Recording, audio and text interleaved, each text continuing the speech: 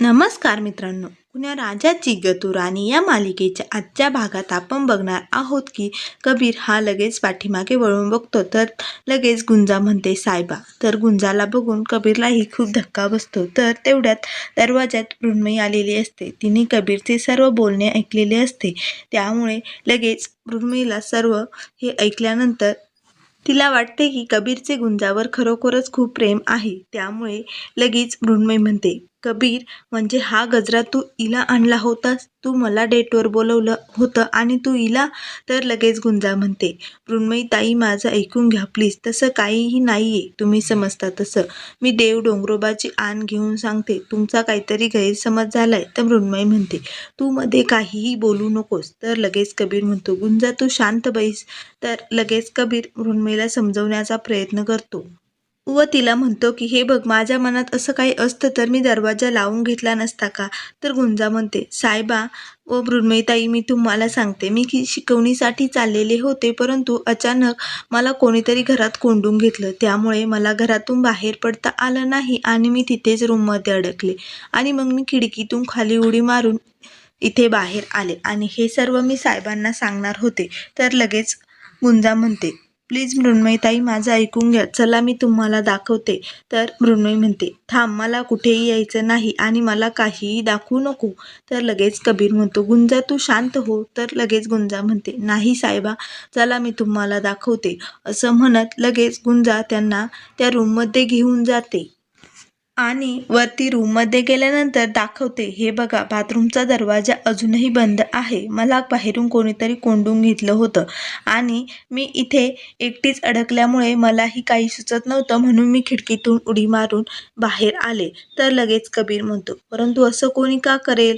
तर लगेच गुंजा म्हणते, मला पण ठाव नाही का असं कोणी केलंय, परंतु कडी ही बाहेरून लागली होती आणि मी तुम्हाला कधी बिना ओढणीची दिसले का?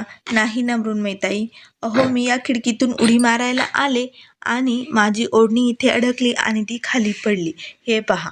गुंजा त्यांना दाखवत असते आणि म्हणते, मी हे सर्व काही साहेबांना सांगणार होते, म्हणूनच मी इथून उडी मारून घरात आले आणि तोपर्यंत तर लाईट पण गेला होता आणि समजून साहेबा हे सर्व बोलत होते. त्यांनाही ठाऊक नव्हतं की मी गुंजा आहे आणि तोपर्यंत तर तुम्ही पण आला होतात आणि हे बघा, माझी शिकवणीची बॅग पण इथेच आहे. मी खोटं नाही बोलत मृण्मयीताई.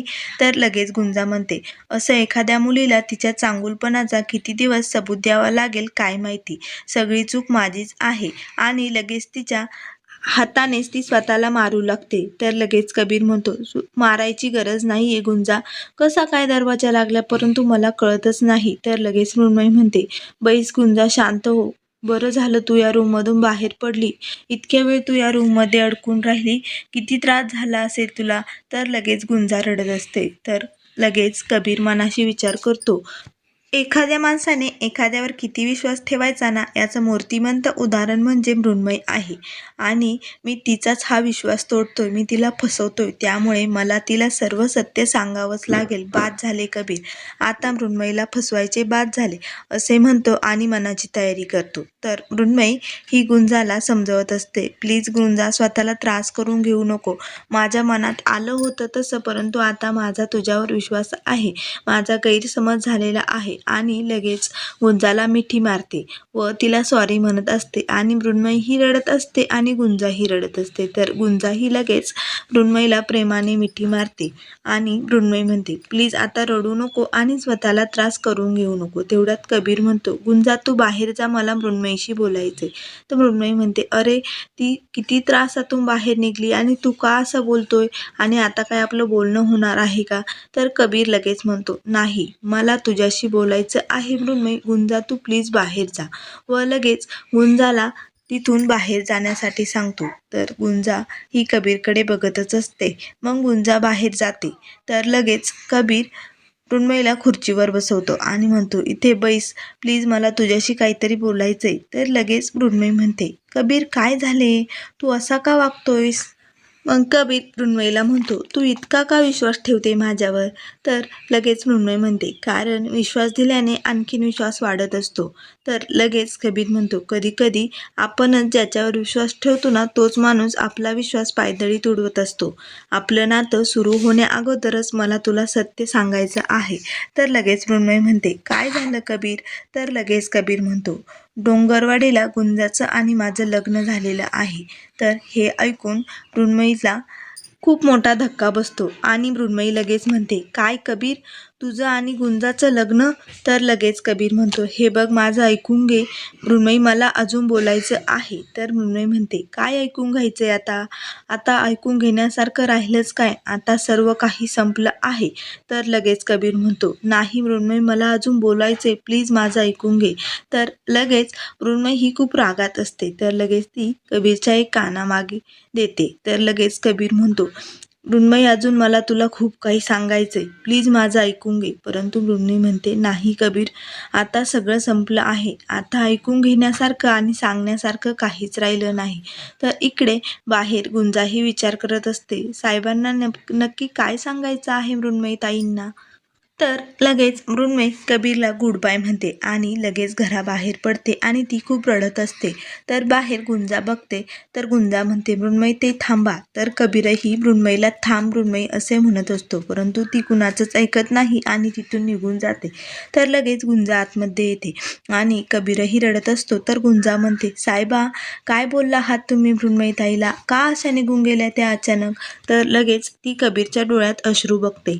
तर गुंजा म्हणते, साहेबा, तुमच्या डोळ्यात पाणी? काय झालंय? मला जे वाटतंय ते तुम्ही मृण्मयीताईला सांगून तर टाकलं नाही ना? तर कबीर म्हणतो, काय वाटतंय तुला?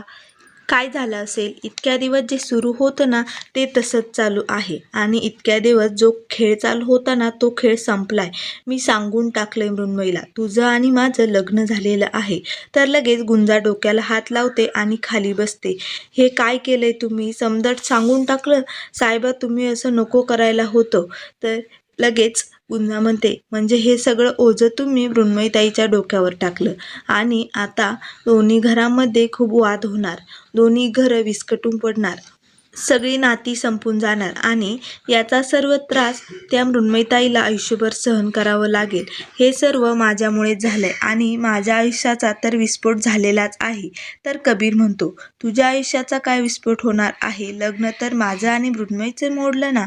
तर लगेच गुंजा म्हणते, हो का? अहो साहेबा, एकदा की नात्याला तडा गेला ना, की दुसरं नातं तयार होत नाही आणि तसंच आता माझ्या आयुष्याचाही विस्फोट झालेला आहे. आणि लगेच गुंजा स्वतःलाच म्हणते, ए गुंजे, तू कशाला आली होती डोंगरवाडीवरून इथे? तिकडेच मरायचं ना, आणि इथे येऊन आणखीन दुसऱ्याच्या जिंदगीचाही विस्फोट केला. हे सर्व माझ्यामुळेच झाले असे म्हणत स्वतःलाच मारत असते.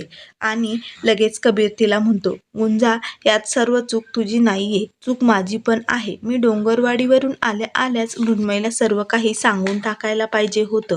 तर कदाचित तिने मला समजून घेतलं असतं आणि आज चित्र वेगळं असतं.